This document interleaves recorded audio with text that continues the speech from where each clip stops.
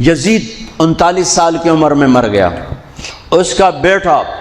بھرپور جوان 19-20 سال کی عمر میں 3 بر اعظم کی خلافت پر بیٹھا، 3 بر اعظم کی خلافت پر، 3 بر اعظم کی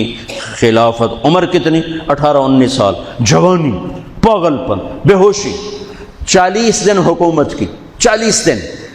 41ویں دن اپنے سارے خاندان بنو امیہ کو اکٹھا کیا اور آ کر ممبر پہ یوں بیٹھا،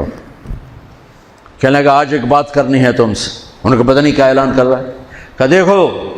میرا باپ ظالم تھا، جبار تھا،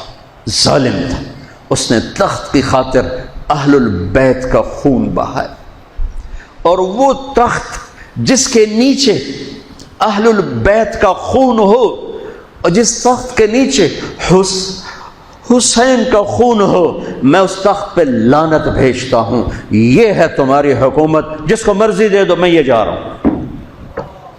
3 بر اعظم کی باپ کی حکومت کو لات مار دی کہ اس کے نیچے حسین کا خون ہے، مجھے نہیں چاہیے۔